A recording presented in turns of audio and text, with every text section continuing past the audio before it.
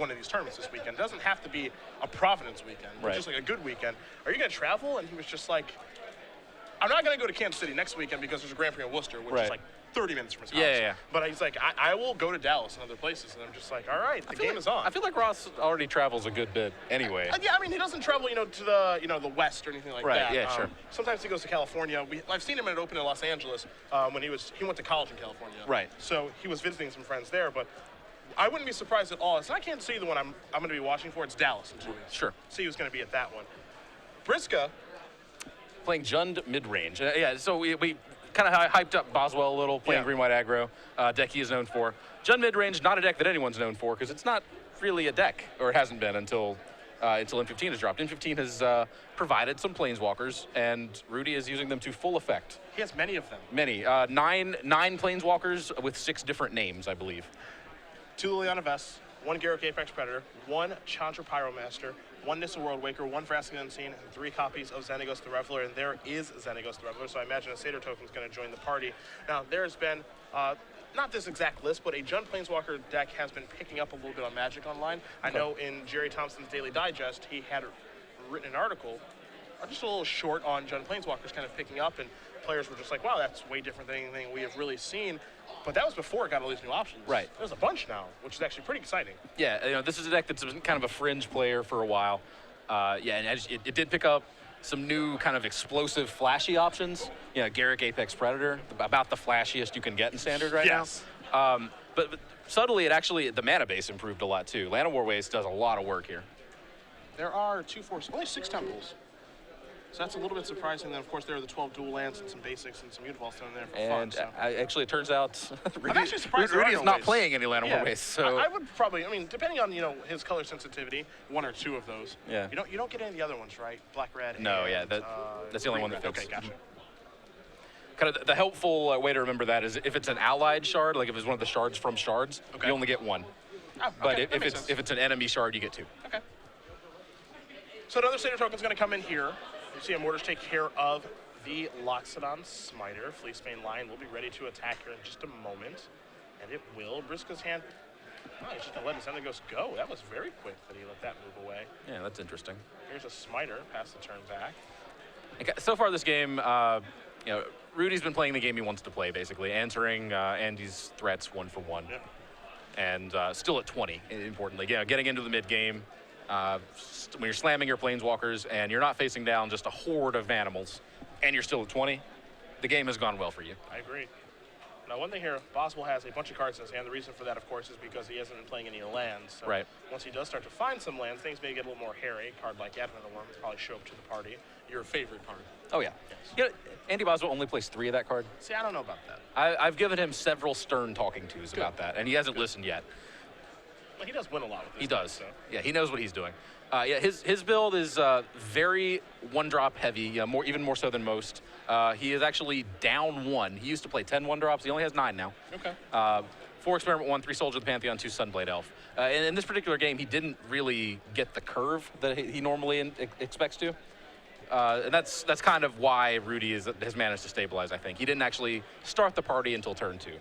It's weird to say that about someone that went like 3-3 for 2, 4-4 for 3. Yeah. But Andy Boswell drew all his expensive cards this game. Here's the thing I like about this green white deck. Briksza has been sitting at 20 for a little while. Then he goes some chump blocking, things like that. Boswell's attacking for 7 just consistently. He's just played his 4th land past the turn back. You have to imagine a 5/5 is going to come on the table. He has 3 copies of a Johnny, Caller of Pride in his deck. He can close out a game so fast. Oh, yeah. And he's going to play Advent of the Worm right now. Not much of a surprise, but there's not anything that Rudy can really do about it. And I'm just dead. So this game where, Rudy was basically at 20 for a little while and there's some Planeswalker action, Boswell said, okay, that's cool. Take care of your Xenagos and kill you 2 turns later. Yeah. That's actually one of the big selling points, I think, on green-white is, it's got some really efficient and powerful creatures. Right, yeah, efficient and lower down on the curve. Of course, Rudy has some very powerful spells of his own. We saw him that game. He had Liliana Vests, Nissa World Waker, and Garruk Apex Predator stuck in his hand. Mm-hmm. If those cards get out and come to play, they outclass Andy Boswell very quickly. Yes. But of course they didn't, because Andy Boswell tapped 4 mana, played Advent of the Worm, and the game ended. Funny how that works. Maybe you should play a 4th one, Andy. He can't hear me right now, but I'll tell him later. I know you will. Again, Yeah. for the 100th time. Yeah. Boswell does win game number 1 here with Rudy on aggro over Briksza playing Jund mid-range. We'll look at the sideboards. I've got Rudy in front of me. I'm looking at the Thoughtseize, 2 Putrefy, a Golgari Charm, 2 Scavenging Ooze, 2 Mistcutter Hydra, Bow of Nylea, Back to Nature, 3 Anger of the Gods, 2 copies of Rakdos Return, and Slaughter Games. I actually like Putrefy in the matchup. That question I'm actually going to ask you, Anger of the Gods, is that a card that's pretty good against Green White? Yeah, sure. It's fine? Of course, it's an answer to voice. Okay. So, like, that's huge. It exiles it, so you don't have to deal with it on the back half. Okay. Andy's list in particular, of course, has a couple more 1-drops than normal. It's geared a little bit lower. It's not a perfect answer to the. It's not just like you slam it and the game's over, because of course there are flash threats. There are things that are bigger. It's really awkward against Lockstone Smiter, for example. And it's not great when you're on the draw, which Rudy is not this game. But in game 3, if there is a game 3, he will be. So he'll potentially be like trying to cast it into open mana from Andy Boswell. So he has to worry about Boon Satyrs and Selesnya Charms and all that. Okay. But the card is still very good and still a card you're happy to have in your deck in this matchup. Those are the 4 cards I expect to see come in. Golgari Charm's actually not. I can't imagine that card's good. No, I'm not a huge fan. I've had a lot of players when I've been playing Green White have brought it in against me because of Banishing Light. Okay. I personally don't play any Banishing Lights, so it's really bad against me. But Andy does have Banishing Light. He has 2. See, 2 in the main, and just the 2. Okay. They're very good, of course, against the 9 Planeswalker deck. Yeah. So I could actually see Rudy bring in Golgari Charm for that reason. Okay. What else does Andy have? Andy has access to 2 Gods Willing, 1 Advent of the Worm, and the 4th is there. That's right. Yeah, but it's in the board. It's the board. Yeah. Anyway, well, that's coming in just on principle, I assume. I don't know what matchup you don't want it, so I just assume he boards it in. Okay, in every matchup. So we'll say he's bringing in that one. 2 Gods Willing, 1 Advent of the Worm, 1 Mistcutter Hydra, 4 Skylasher, 2 Ajani Steadfast, and that is to go with his 3 Ajani Call Over the Pride, 2 Archangel Thune, 2 Hunt the Hunter, and 1 Citizen Tactics. So I do like the Advent, of course, but I'm not sure that any of these are especially relevant in the matchup. There are a lot of cards that they're good but not great.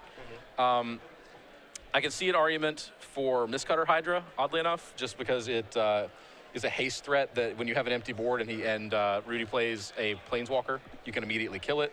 That can be huge. Several of Rudy's Planeswalkers don't immediately protect themselves. Sure. Yeah, Nissa doesn't untap the land that it animates, things just like that. Just makes it a 4/4. Right. Let's see, the Archangels aren't especially great, especially when you consider the amount of removal that Rudy has access to.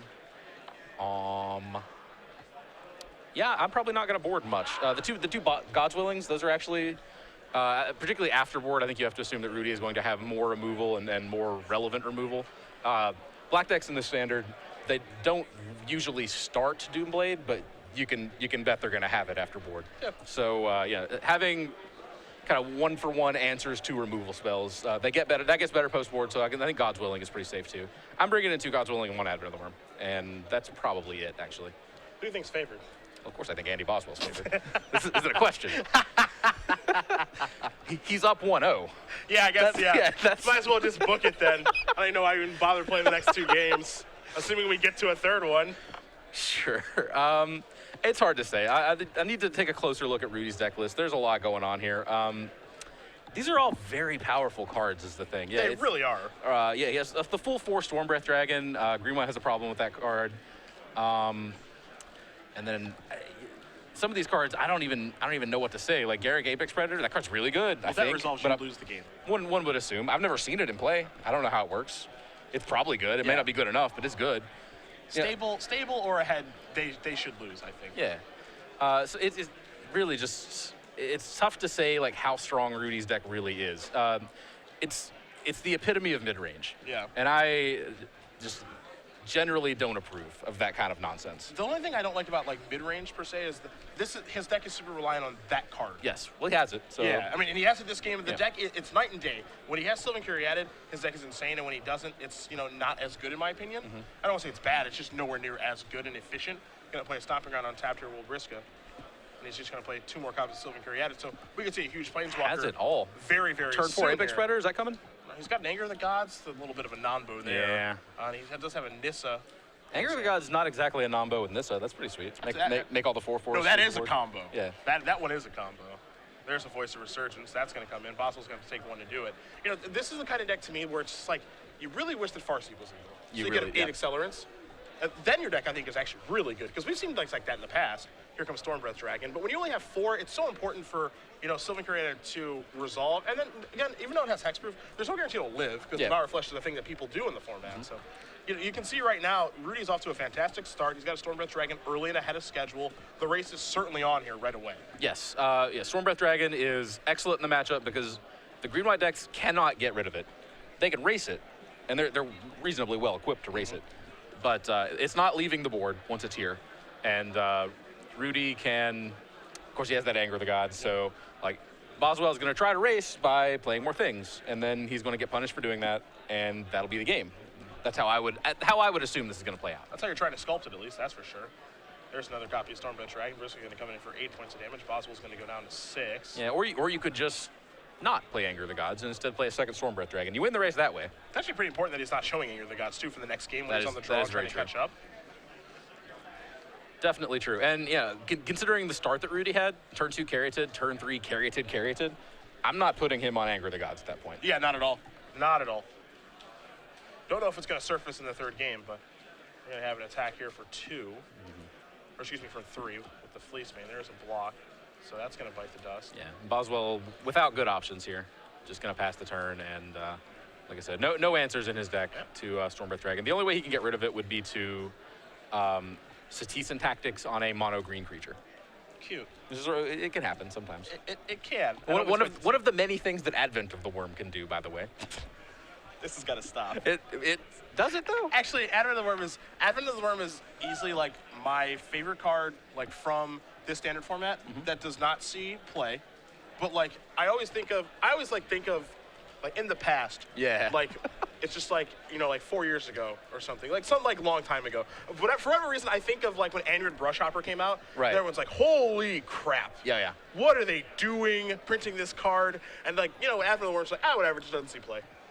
Yeah, for it's sure. Like good. Yeah, the rate on that card is so absurd that like even green-white decks that have no business casting it, something like the green-white Astral Slide deck that won Worlds in 2004. Like that's like a board control. It has like 12 sweepers. Like what does that deck want with a 5/5 for 4?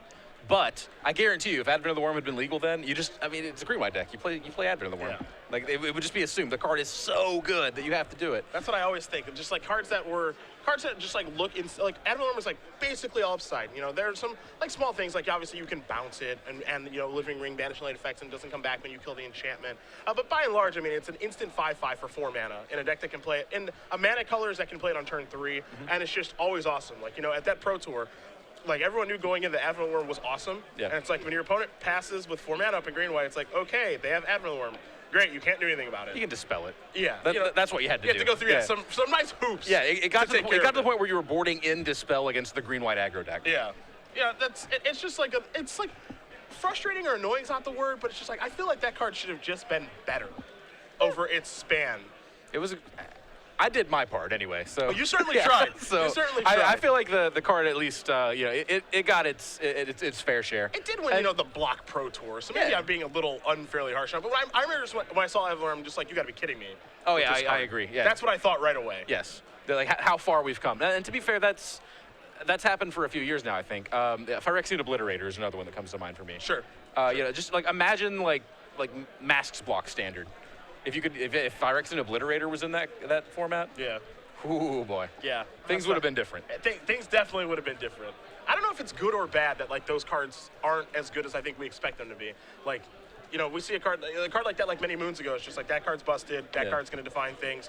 Because like I think of like creatures that define things like FTK. Yeah. When that was a card during a standard format, it just defined everything. Sure. You can't play X amount of cards now. Right. Well, that exists.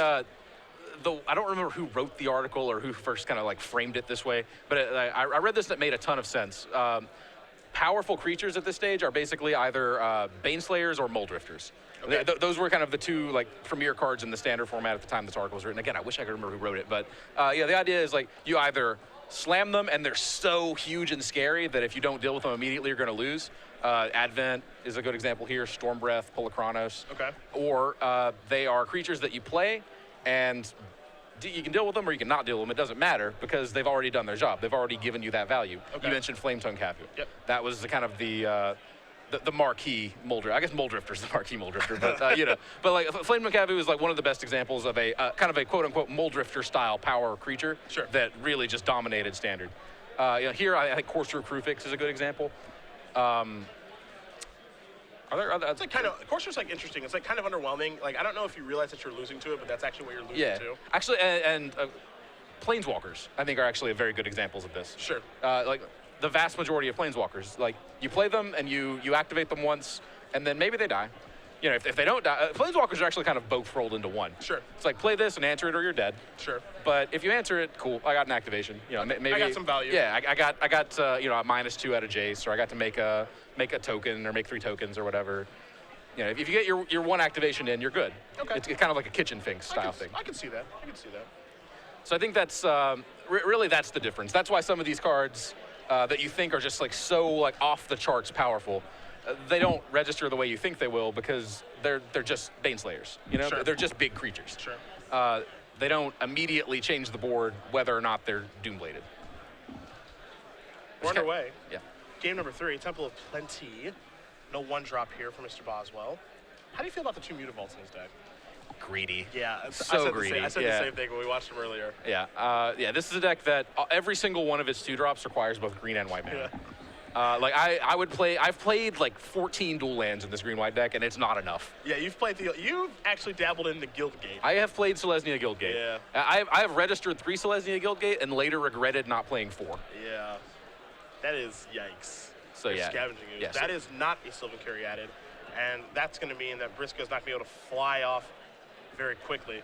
Policeman Line going to come in here for 3. No blocks, of course. Briksza going to go down to 17. We'll see what the boss has to play. He's going to play a Loxodon Smiter after taking 2 from Temple Guard. It's a really good start for Andy. Yeah, and this is the kind of curve the green white's capable of. Obviously, a 1-drop would have really tied things together, but I mean, you can just compare. Both players had 2-drop into 3-drop, and look who's are way bigger. Yeah. Now, having said that, of course, Rudy is playing more Muldrifters and not so many Baneslayers. Yep. You know, if he gets to live and do things for a little while, he's gonna like actually take advantage of the abilities on these 2 creatures, and that's gonna put him ahead. But Boswell is really gonna try to make sure that doesn't happen. That's the plan. Yes. He does not want to play a longer game. No, and we caught a flash of Andy's hand. It looked like there's quite a bit of land in there. Yeah, he's got 2 Mana Confluence. He has a Boon Satyr. Looks like a Banishing Light. And then I think the other card in the middle there is a Voice of Resurgence. I do not believe it's a Celestial Charm. Celestial Charm would make things very easy for him. Turn him sideways. Yeah. Well, there's an argument for actually holding Selesnya Charm for a more opportune moment and banishing lighting here. That's what we're going to do. Get Corsair out of the way. Into the red zone we go. It's an attack for 7. Again, this is the thing that I really do like about the green-white deck is the creatures just in a vacuum are quite powerful. You close the game out very, very quickly. Yep. And yeah, and the tension there for Boswell is, of course, we've seen several Planeswalkers out of Rudy at this stage. You know that those Banishing Lights are mercilessly overworked here. Yep. So pick and choose yes, appropriately. you would love to hold one until you get to get rid of, you know, Liliana or Nissa or Xenaghost or something like that. But getting to attack for 7 profitably is pretty valuable as well. Abrupt to get the top card. Blood Crypt going to come into play. Tap Briksza going to gain a life there. This is just pass the turn back. Scavenging is actually pretty good against green white typically, but you have to exchange resources first. He hasn't been able to do that yet. Yeah, Ooze is good against all aggro decks to some extent. It's not that great on turn 2. And in a deck like this, it's probably your worst turn 2 play. Yeah. You would much rather just be killing something. Yeah. Ooze is such an interesting card. Like, it's obviously very good, but it's a creature that, even though it costs 2 mana, is not something you generally want to cast on turn 2. It's normally just like, you know, I think of it as like a turn 5 card. Yeah. It was interesting to me to see the way that Ooze in Standard compared to Ooze in Modern and Ooze in Legacy. Mm-hmm. You wouldn't think it would have played out that way. They're wildly different. Yeah. Context is everything. Yeah, Ooze is actually, it gets progressively better the bigger the format gets, it seems like. And I feel like that's not the case for most cards. Fleeceman Lion, is it going to go monstrous? It is not. What's going to happen here is a Boon Satyr on a Loxodon Smiter Bestow. We're going to get 8 points of damage across. Scavenging is going to bite the dust, and Boswell is pretty far ahead right now. He does have Celestial Charm in his hand, so Abrupt Decay will be the draw.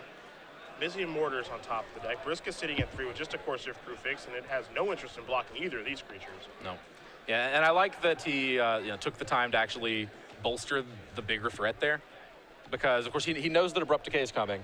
And it's kind of like one of those situations where you know they're going to Sphinx's Revelation, so you just have to jam your best threat and force them to use mana, like countering that rather than revving for the full amount. Basically, what he's trying to do here is to get Rudy to do anything other than Abrupt Decay that Banishing Light. Briksza's going to go down to 2 now. He's going to gain a life, go back up to 3, make his ooze into a 3/3, and be able to cast Abrupt Decay now. Right. And of course, he has to use it on one of Andy's threats. Yeah. He doesn't have to. He could just chump block with both of his creatures. I don't love that play. I'm not in love with that either. Boswell draws his card for the turn again. 5 lands in play, has the ability to activate the Monstrosity on Fleece main line, does have a land in his hand. Looks like he's also looking at a copy of Voice of Resurgence. He looks like he was considering playing that pre-combat, but held off for a moment. Now, playing Voicer is actually pretty interesting because it forces the hand of the Abrupt Decay in response, and now it forces Briksza to make a decision on what he wants to Abrupt Decay. It does. But in Boswell's case here, he actually kind of forces Briksza to make the same decision just by leaving 5 mana out. Yep. Activating Fleece Main Lion is possibly the more powerful play than putting Voice of Resurgence into play.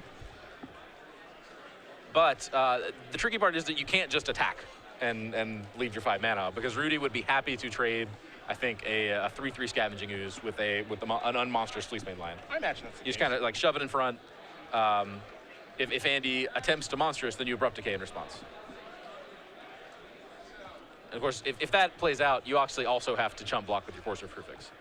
So that is unfortunate. You don't want to do that, but that allows you to untap.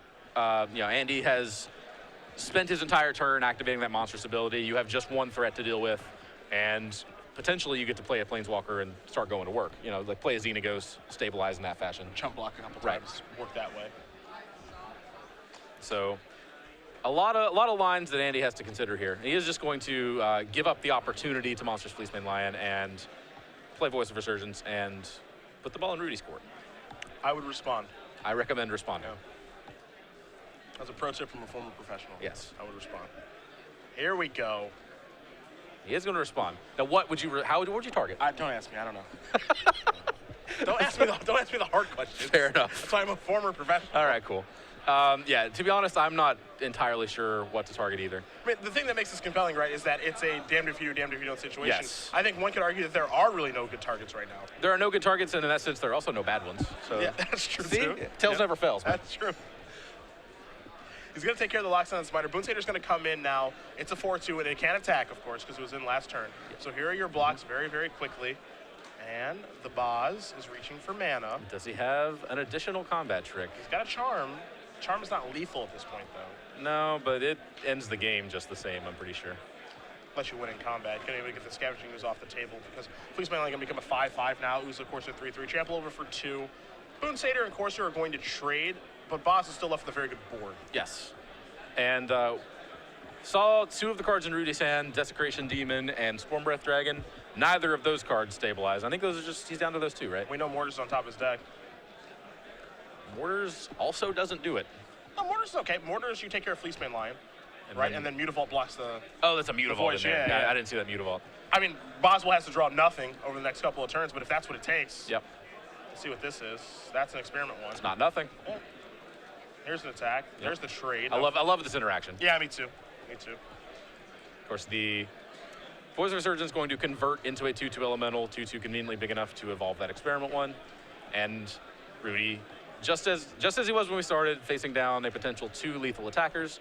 You can only see 1 in play right now. We are no doubt fishing out an Evan Irwin elemental token. Yeah, I think he's on a Nofer.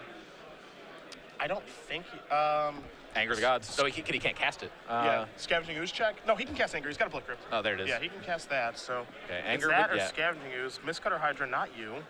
That doesn't do it. We got the token just in time. Right. We just in time. Andy Boswell's going to win this match over Rudy Briksza. 2-1. Green-white aggro. Going to take down Jund mid-range. You can see Rudy a little bit disappointed here, but the Boz knows his way around a Selesnya deck. He That's does. for sure. He sure does.